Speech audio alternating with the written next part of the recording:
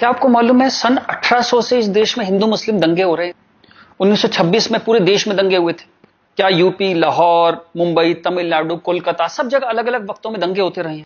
तो ये जो एक गंगा जमनी तहजीब है, ये कहां है? अगर इतने दंगे होते रहे, सौ साल से दंगे हो रहे हैं, तो कहां है ये गंगा जमनी तहजीब? चलिए एक और तरह से देखते हैं। आजादी का आंदोलन चला, गांधी जी हमारे लीडर थे, हम सब उन्हें प्यार करते हैं, बहुत आदर करते हैं, कोई इसमें डाउट ही नहीं है। अंबेडकर से गांधी जी का एक बार टकराव हुआ, तो गांधी जी ने आमरण अनशन कर दिया अंबेडकर के घर के सामने। ये बात है 1932 की।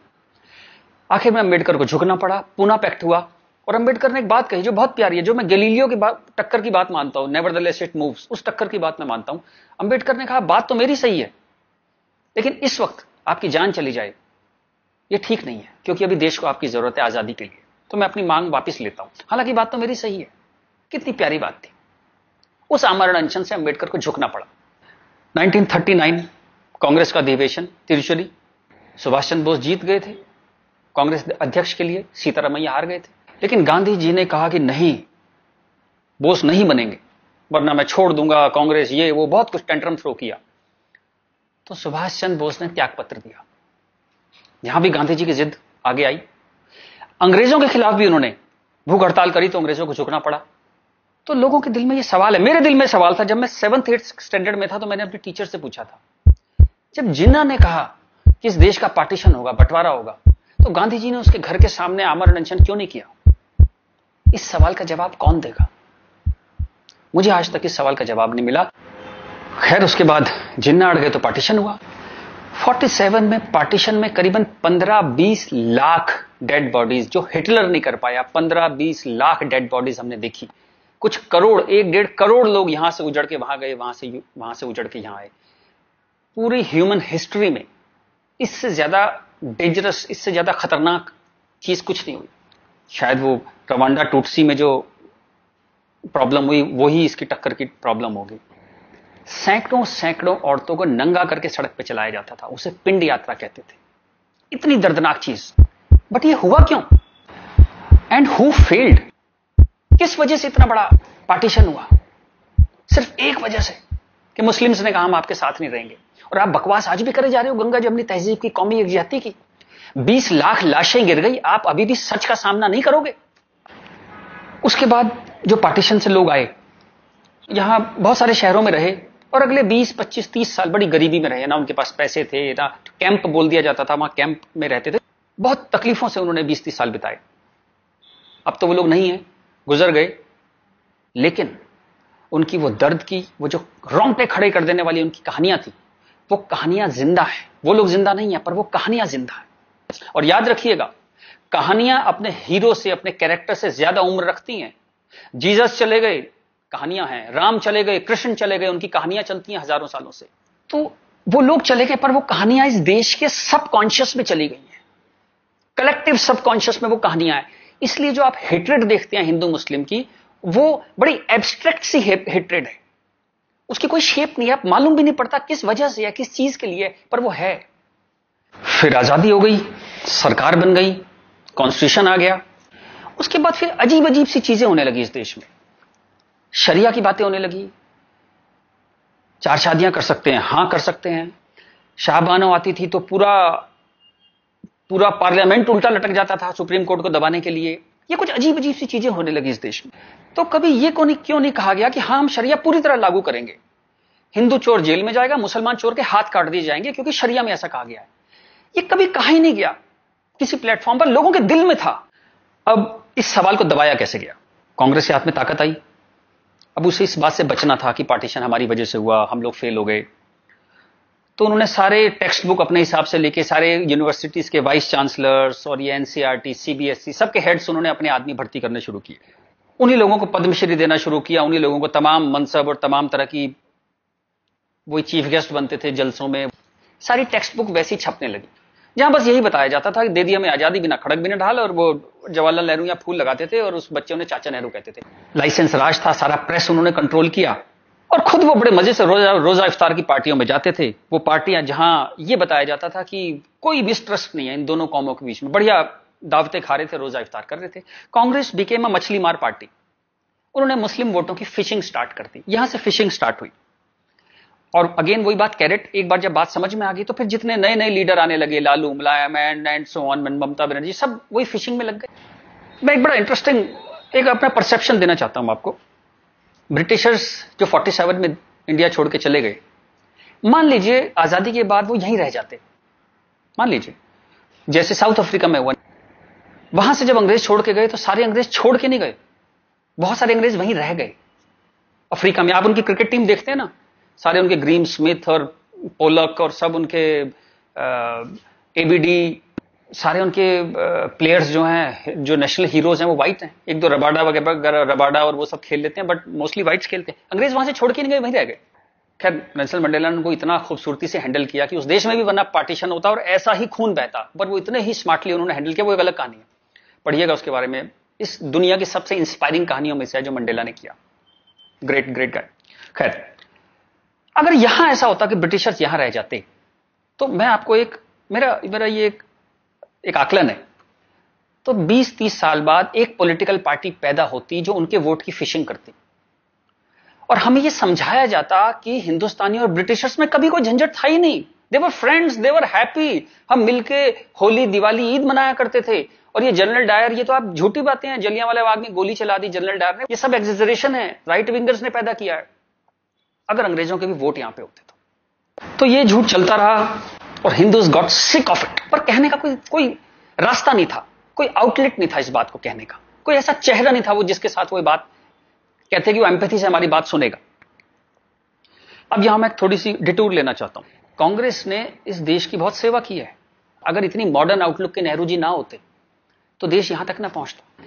उतनी भयंकर गरीबी में जब दंगे भी थे, वॉर भी थे, नेहरू जी ने इसरो के बारे में सोचा, एटॉमिक पावर के बारे में सोचा, आईआईटीज के बारे में सोचा। ग्रेट गाय, जो उनकी अच्छाइयां वो अच्छाइयां हैं, बट इसी के साथ जो गलतियां भी उन्होंने बहुत बड़ी करी। एक इतनी बड़ी चीज को, एलिफेंट इन द रूम जिसको बोलते हैं, डायनासोर आपके सामने खड़ा था, आप उसे एड्रेस, उसका सॉल्यूशन नहीं निकाल पाए, कम से कम हाँ तो कहते डायनासोर खड़ा है। और झूठ ऐसे ऐसे चलाए, जैसे कश्मीर के बारे में झूठ चलाया। 370 का तो कुछ हो नहीं सकता भाई, महाराजा हरि सिंह ने यही शर्त पे विलय किया था कश्मीर का, क्योंकि 370 उन्होंने तब किया, तो कुछ हो ही नहीं सकता इसका। अब पता लगा ये झूठ है, महाराजा हरि सिंह ने ऐसा कुछ साइन ही नहीं किया था। ये तो दलाल टाइप के लोगों ने 1.5 साल बाद, 1.25 साल बाद लाए 370, और अंबेडकर ने साफ साफ मना किया कि नहीं है ये 370 नहीं लगाऊंगा, इतनी खराब है ये, फिर भी लगा दिया आपने, जबरदस्ती ठोक दिया आपने। अब मैं अपनी बात पे वापस आता हूं कि नरेंद्र मोदी कोई आदमी है ही नहीं, ये वो खूंटी है जिसपे इस पूरे देश ने अपना ये जो बरसों का गुस्सा है, 50 साल का नहीं, 150-200 सालों का गुस्सा टांगना शुरू कर दिया उस खूंटी पे। डिस्कशंस स्टार्टेड हैपनिंग, गुस्से को एक जगह मिली, एंगर फाउंड अ वेंट। चलिए एक और बात करते हैं। मेरा मानना है कि हम लोग एक एहसान फरामोश कौम है। जी बिल्कुल ठीक सुना आपने, हम एहसान फरामोश लोग हैं। गुरु अर्जुन देव, गुरु तेग बहादुर, बंदा बहादुर, भाई मती दास, हकीकत राय, गुरु गोविंद सिंह, आपने नाम सुने, सिख गुरुज, उनके साथी। जब हिंदू कौम इस्लामिक रूलर से बहुत परेशान थी, फोर्स कन्वर्जन हो रहे थे, बहुत जुल्म हो रहे थे, जजिया वजिया बहुत चीजें थी, तो इन्होंने हिंदुओं को बचाने के लिए ये सब कुर्बानियां दी। किस गुरु को जिंदा जला दिया गया, किसको गर्म तवे पे भून दिया, बात समझ रहे हैं आप, जैसे सब्जी बनाते हैं आप, गर्म तवे पे जिंदा भून दिया, किसको आरे में से बीच में से काट दिया, किसको रुई से बांध के जला दिया, किसके बच्चों को दीवार में चिनवा दिया, किसके बच्चों के दिल निकाल के बाप के मुंह में ठूस दिए। ये सब कहानियां हमने पढ़ी, इनकी कविताएं हम स्टेज पे गाया करते थे जब हम छोटे थे। हकीकत हूं, हकीकत को हकीकत जब बताऊंगा, हूं एक लाखों को हकीकत मैं बनाऊंगा। इस सारे जुल्म को सहकर हिंदुओं में से एक वॉरियर कौम पैदा हुई, खालसा। पर आजादी के बाद टेक्स्ट बुक, कांग्रेसियां टेक्स्ट बुक थी सारी, इरफान हबीब, रोमिला थापर, इन सब ने हमें हिस्ट्री पढ़ानी शुरू करी, और ये कहा गया कि भाई हम बड़े सेकुलर हैं, सेकुलर रहो और प्रोग्रेसिव बातें करो, अगर आपने ये सब बातें करी तो बड़े आप कम्युनल कहलाओगे। तो हम बड़े कंफ्यूज से हो गए कि क्या करें, तो कुछ समझ नहीं आया, तो हमने सिखों पे जोक बनाने शुरू कर दिए। कल्पना कीजिए, हिंदुओं में से उठी हुई एक कौम जिसने इतने बलिदान दिए, आज हम उसके ऊपर चुटकुले बनाते हैं, बजाय उस कौम को सिर पे बिठाने के हम उस पर चुटकुले बनाने लगे। चलिए, ये वक्त भी देखा इस देश ने। यहां से प्रॉब्लम शुरू हुई। जिन जिन मुस्लिम रूलर्स के हाथों, जिससे पूरे लंबे वक्त में वो जो हमने तकलीफें सही, जैसे ब्रिटिशर्स के हाथों सही, ब्रिटिशर्स चले गए, उन मुस्लिम लोगों के हाथों जो हमने इतनी तकलीफें सही, उनको आजादी के बाद हम कुछ एड्रेस ही नहीं कर पाए और कंफ्यूज हो गए कि ये सब जुल्म हुए भी थे या नहीं थे। ये गुरुओं ने जो इतनी बलिदान दिए थे, जो इतने सैकड़ों सालों से ये जो गुरुद्वारे बने हुए हैं, ये सच्चे हैं कि नहीं है, या ये मोदी ने बना दिए जाके चुप चुप के 200-300 साल पहले मोदी ने बना दिए। अंदर ही अंदर एक कैंसर है, इस गुस्से का एक कैंसर है जो इस देश को खाए जा रहा था कई सौ साल से। वो कैंसर पार्टीशन में दिखाई दिया, आपके दो हाथ काटने पड़े, एक भारत एक पाकिस्तान बन गया, एक बांग्लादेश बन गया, दो हाथ कट गए आपके। आपके अंदर इतना बड़ा कैंसर था, लेकिन आप क्या करते हैं, आप लिपस्टिक लगाते हैं, पाउडर लिपस्टिक लगा के आप कहते हैं भाई everything is well, all is well. चलिए इस प्रॉब्लम को एक और तरह से देखते हैं। तो ये भारत पाकिस्तान बांग्लादेश तीनों को मिला दें तो करीबन करीबन 50 करोड़ मुस्लिम लोग हैं यहां पे रहते हैं। ये कहां से आए? इतने मुस्लिम तो अरब में भी नहीं है, मिडिल ईस्ट में इतने मुस्लिम नहीं है। इस देश में पारसी भी आए, बुद्ध हैं, राजपूत हैं, सिख हैं, बहुत कौमें हैं, ये क्यों नहीं हो गए 50 करोड़? इस क्वेश्चन का क्या आंसर है? फिर एक दलाल टाइप के जो लोग हैं उन्होंने एक नया नैरेटिव स्टार्ट किया। ये पिछले 25-30 साल से ज्यादा जोर पकड़ा इस नैरेटिव ने, 20-25 साल से, कि ये प्यार से कन्वर्ट हो गए, ये हिंदू ही थे, प्यार से कन्वर्ट हो गए। वेरी गुड, वाह। ये कहा गया सूफी संत आते थे, दरवेश फकीर वकीर आते थे, और लोग प्यार से कन्वर्ट हो गए। मैं आपको एक एग्जांपल देता हूं। जैसे हमारा एक बहुत बड़ा देश था, ऐसे एक बहुत बड़ा देश था पर्शिया, वहां पारसी रहते थे और वो कलाओं में, ट्रेड में, एजुकेशन में बहुत ऊपर देश था, उसकी वो पूरी सिविलाइजेशन बहुत हाई पे थी। ये मिडिल एजेस की बात है, मुस्लिम्स का अटैक हुआ, करीबन 25-30 साल में एक भी पारसी जिंदा नहीं बचा, सारे देश छोड़ के भाग गए, मर गए, लूट हत्या बलात्कार, और 25-30 साल में एक नया इस्लामिक मुल्क बन गया बाद में, जिस मुल्क का नाम पड़ा ईरान। सारे पर्शियंस कहां गए? कुछ भाग के तो हिंदुस्तान भी आ गए थे। वो प्यार से कन्वर्ट हो गए। ऐसा प्यार इस दुनिया ने कई बार देखा है, अफ्रीका में, एशिया में, ऐसा प्यार 25-30 कंट्रीज ने बर्दाश्त किया है, और वो 25-30 कंट्री टोटल इस्लामिक बन गए। और लेटेस्ट कश्मीर, जब वहां से 3 लाख 4 लाख हिंदू भगाए गए, तो वो प्यार से भागे वहां से, और पूरा कश्मीर इस्लामिक हो गया। Make no mistake, it's a caliphate. जो बगदादी करता है खलीफा, खलीफा जो अपना साम्राज्य बनाता है जहां सिर्फ मुस्लिम होते हैं, और अगर गैर मुस्लिम है तो उन्हें डिम्मी बन के रहना पड़ेगा, खत्म होकर रहना पड़ेगा, वो कैलिफेट है इस्लाम की। इस वक्त कश्मीर में, हिंदुस्तान में कैलिफेट है। 1921 में मालाबार में दंगा हुआ था, वहां भी कैलिफेट बनाने की कोशिश की गई थी।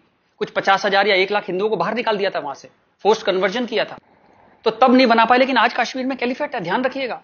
ये आपकी गुलदस्ता और कश्मीरियत, जमहूरियत, इंसानियत सबके बीच में एक कैलिफेट बन गई, लेकिन आप कहते हैं कुछ हुआ ही नहीं है।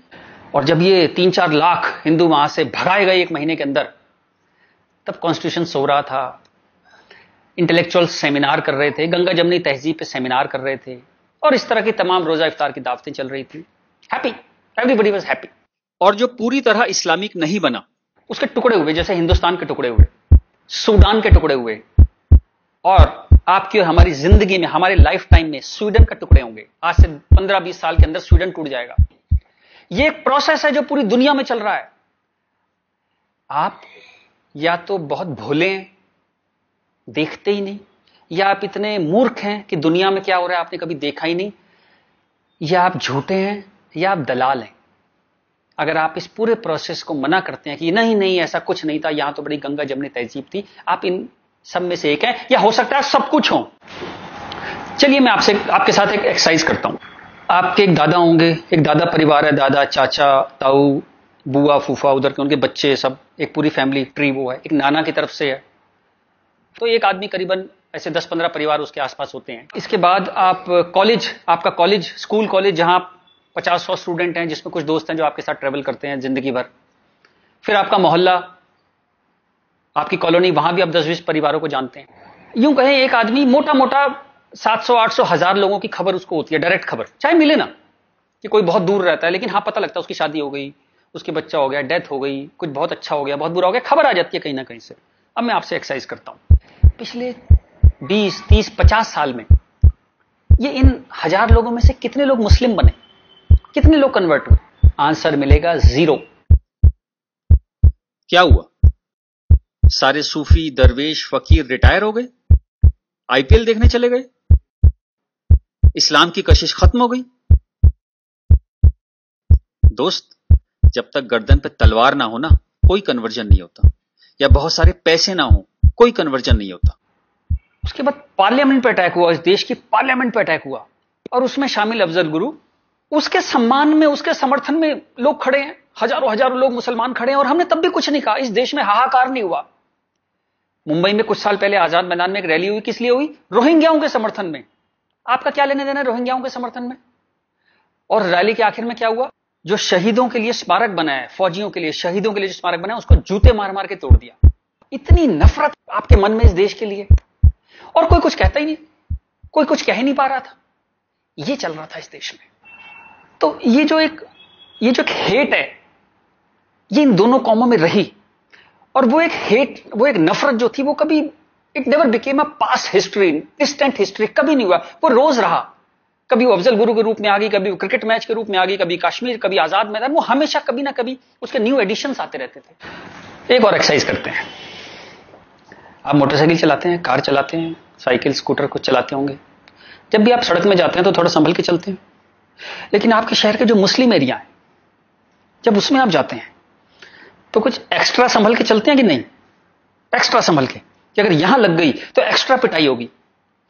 वो जो फियर है आपके अंदर, वो जो डर है, वो कमाल की चीज है, जिसको देश कहता है नहीं, एक सिस्टम कहता है नहीं, लेकिन आपके अंदर है, करोड़ों लोगों के अंदर है, 100 करोड़ लोगों के अंदर है वो डर। और एक आखिरी एक्सरसाइज, जब भी आपको कोई ज्ञान बांटता हुआ आदमी मिले, सेकुलर मिले, इंटेलेक्चुअल मिले, गंगा जमनी तहजीब वाला आदमी मिले, सब बराबर हैं, सब धर्म है, तो उसको कहिएगा चलिए एक पेज पे लिखते हैं, गीता, बाइबल, कुरान सब एक जैसे हैं, जीसस, राम, कृष्ण, पैगंबर मोहम्मद सब एक जैसे हैं, ना कोई छोटा ना कोई बड़ा, सब प्यारे इंसान है, सब बढ़िया हैं, सब बराबर हैं। एक पेज पे लिख के उसे बोली जरा 2-4 मुस्लिम से साइन करा के ला। ऐसी ची की आवाज आएगी उस इंटेलेक्चुअल की, आपके पास जिंदगी में दोबारा नहीं आएगा। वो एक मुसलमान के साइन नहीं करा सकता इस बात पे। ये सारा ड्रामा हमारे लिए है। ये तो जहां से मैंने बात शुरू करी थी कि ये जो गुस्सा है, ये कई 100 साल का गुस्सा है, जिसको वेंट नहीं मिला, कभी निकलने की जगह नहीं मिली। और ये जो बार बार दंगे होते हैं ना, ये उसकी ईएमआई है। And coming back to the point, Modi कोई आदमी है ही नहीं। मोदी वो मौका है, और वो गारंटी है कि इस बार जब शाहबानो पार्लियामेंट में आएगी कि हलाला हो गया, कि 4 विवाह हो गया, कुछ हो गया, इस बार पार्लियामेंट ब्लैकमेल नहीं होगी। वो एक शख्स नहीं है, वो एक इमोशनल बाम है, एक इमोशनल मलहम है, जिसकी इस देश को कई 100 साल से जरूरत थी। और अगर आप सोचते हैं कि एक आदमी क्या कर सकता है, तो दोस्त, कैसे आकाश में सुराख नहीं हो सकता, एक पत्थर तो तबीयत से उछालो यारो।